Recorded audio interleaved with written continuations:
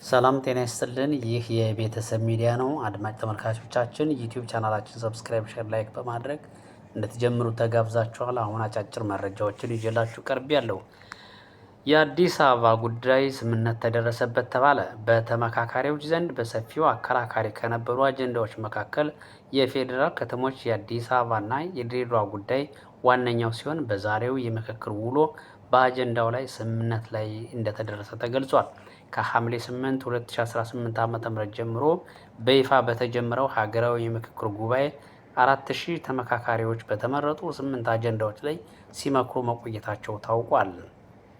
በዛሬው የምክክር ጉባኤው ውሎ በተመካካሪዎች ዘንድ በሰፊው አከራካሪ የነበረው የፌዴራል ከተሞች የአዲስ አበባና ድሬዳዋ ጉዳይ አጀንዳ ስምምነት እንደተደረሰበት ታውቋል ተብሏል። በዚህም መሰረት የአዲስ አበባ ከተማ የፌዴራልና የኦሮሚያ ክልል መቀመጫ እንድትሆን 500 አባላት ያሉት ተመካካሪዎች ቡድን ተስማምተውበታልም ተብሏል። ልዩ ጥቅምን በተመለከተ ዝርዝር ጉዳዮች በቀጣይ በሰፊው እንደሚመከርባቸው ተገልጿል። የአዲስ አበባ ጉዳይ በተመካካሪዎች ዘንድ በሁለት ጎራ የኦሮሚያ ክልል አካልና ዋና መቀመጫ ትሆን በሚልና የፌዴራል ዋና ከተማ መቀመጫ ትሆን በሚል በተመካካሪዎች ዘንድ ለቀናት ሲያጨቃጭቁ መቆየቱ የሚታወስ ነው። በታች አርማጮ ወረዳ የወባና የኮሌራ በሽታዎችን ለመከላከልና ለመቆጣጠር ያለመ የውይይት መድረክ ተካሂዷል ተብሏል። በማዕከላዊ ጎንደር ዞን ታች አርማጮ ወረዳ ጤና ጥበቃ ጽሕፈት ቤት የወባ ወረርሽኝና የኮሌራ በሽታን ለመከላከልና ለመቆጣጠር ከወረርሽኝ ግብረ ኃይል ኮሚቴ ጋር ውይይት መድረክ ተካሂዷል። የውይይት መድረኩ ዋና ዓላማ በወረዳው የሚታየውን የወረርሽኝ ስርጭት በዘላቂነት ለመግታት የቅድመ ማስጠንቀቂያ እና ፈጣን ምላሽ ስርዓቱን ለማጠናከር እንዲሁም የባለድርሻ አካላትን ቅንጅታዊ አሰራር ለማሳደግ ያለመ እንደሆነም ተገልጿል። የወረርሽኝና ሌሎች ተዛማጅ በሽታዎችን የመከላከል ስራ ለጤና ተቋም ተግባር ብቻ የሚሰጥ ሳይሆን የሁሉም ባለድርሻ አካላትና የማህበረሰቡ የተቀናጀ ጥረት የሚጠይቅ መሆኑ ተገልጿል። በሌላ በኩልም የወረርሽኝ ግብረ ኃይሉና አጋር አካላት በቅንጅት መስራት፣ የኮሌራ በሽታን ለመግታት ንጹህ ውሃ መጠቀም፣ የአካባቢና የግል ንጽህና መጠበቅ እንዲሁም የወባ ትንኝ መራቢያ ቦታዎችን በማስወገድ የማህበረሰብ ጥንቃቄ መፍጠር እንደሚገባ በመድረኩ ተብራርቷል። በቀጣይ ጊዜያት በተለያዩ አካባቢዎች ለበሽታው ትኩረት ሰጥቶት መስራት ካልተቻለም የወረርሽኝ መስፋፋት፣ ተኝቶ ታካሚዎች ቁጥር መጨመር፣ መሰል ወረርሽኞች መከሰት፣ የመድኃኒት እጥረት ብሎም ሞት ሊከሰት እንደሚችል በስጋትነት ተነስቷል። በመጨረሻም የመድረኩ ተሳታፊዎች የተጣለባቸውን ኃላፊነት በመወጣት የወረርሽኝ ስጋቶችን ለመከላከልና የወረዳውን ሕዝብ ጤና ለመጠበቅ በቁርጠኝነት እንደሚሰሩ አረጋግጠዋል። ታሪካዊቷን ደባርቅ በጋራ እንገንባ። ከደባርቅ ከተማ አስተዳደር ተቀዳሚ ከንቲባ አቶ ጌትነት ጸጋዬ ለሙሉ ኢትዮጵያ የተላለፈ የልማት ጥሪ መልእክት ተቀርቧል። ልማት ለተጠማው ሕዝባችን የከተማችን ዘመኑን የዋጀ እንደ ቱሪዝም መዳረሻና ውበቷን ጫፍ ለማድረስ በጋራ አዲስ ምዕራፍ በጋራ እንጽፋለን ብለዋል። በ1674 ዓ.ም በአዲያም ሰገድ ኢያሱ ዘመነ መንግስት በ1674 ዓ.ም በአዲያም ሰገድ ኢያሱ ዘመነ መንግስት የተቆረቆረችው ታሪካዊቷ የደባርቅ ከተማ የሰሜን ተራሮች ብሔራዊ ፓርክ መግቢያና የቱሪዝም ማዕከል እንደመሆኗ መጠን የእሷን ገናና ታሪክና ተፈጥሯዊ ውበት የሚመጥን አዲስ የኮሪደር ልማት ገጽታ ልታላበስ ዋዜማው ላይ ትገኛለች ብለዋል። እስካሁን የተከናወኑ አስደናቂ ስራዎች ከተማዋን ውብና ጽዱ ለማድረግ የተጀመረው እንቅስቃሴ በሙሉ ወኔና አጋርነት እየተከናወነ ይገኛል። የህዝብ ቁርጠኝነት ህዝቡ ለልማት ካለው ከፍተኛ ጉጉት የተነሳ በትልቅ ውይይት ያለምንም ካሳ ክፍያ ትልልቅ ፎቆች ሳይቀሩ እንዲፈርሱ በማድረግ ለስራዎቹ ሁኔታ ተፈጥሯል። የመብራትና የውሃ መስመሮች የመቀየርና የመጠገን ስራዎች ተጠናቀዋል። የአፈር ቆረጣ፣ የዳፋት መሬት ማቀፊያ ግንባታዎች፣ የቴራዞና የግንባታ ድንጋይ ማምረት ስራዎች በከፍተኛ ፍጥነት በመካሄድ ላይ ናቸው።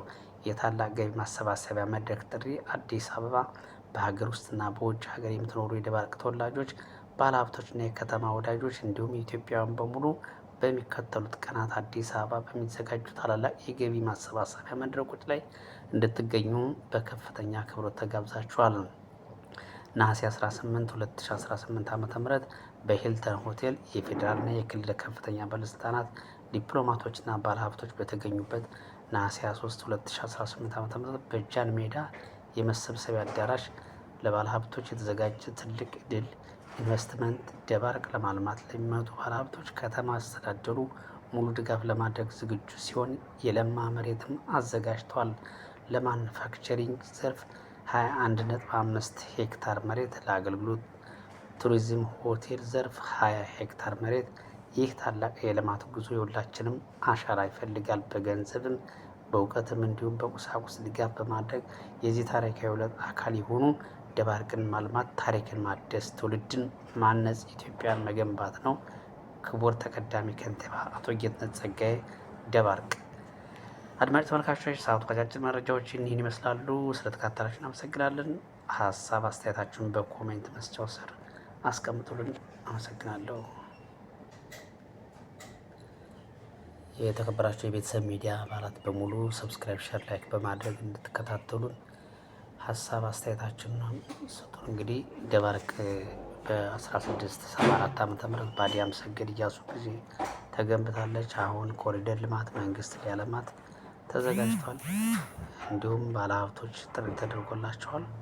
በዚህ ጥሪ መሰረት እንግዲህ ሁላችን የሚጠበቅብን በማድረግ በአዲስ አበባ እንዲሁም በአዲስ አበባ ጃን ሜዳ እና በሆቴል ትልልቅ ሆቴሎች ላይ እንግዲህ የተለያዩ ስብሰባዎች ይደረጋሉ።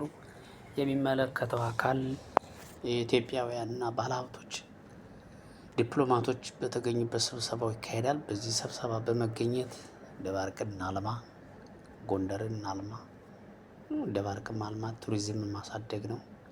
እንግዲህ የሰሜኑ አካባቢ የሰሜን ተራራ ብርቅዬ ዋሊያዎች ያሉበት ቦታ ነው። ለቱሪዝም በጣም የተመቸ ሰዎች ለመዝናናት ለጎብኚዎች የተመቸ ቦታ ነው። ደባርቅን ማታወቁ እንግዲህ በሰሜን ጎንደር አካባቢ የሚገኝ ተራራማ የሀገራችን ክፍል በኢትዮጵያ እንዲሁም ትልቁ በአፍሪካ ራስ ዳሽን ተራራን በአፍሪካ እንደ ኪሊማንጃሮ እና እንደ ኤቨረስት ተራራዎች ትልቁ ተራራ የሚገኝበት ከፍታ ቦታ ራስ ዳሽን ነው።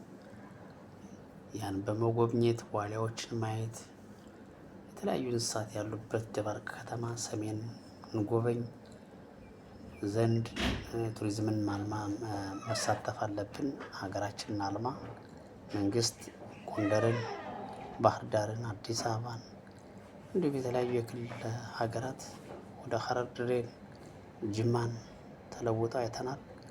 አሁንም ደባርቅም እንደዚህ እንደነ ጎንደርና እንደ ባህር ዳር በልማት ተሳታፊ ሆና ለምታ እንድናያት ሁላችን እንመኛለን።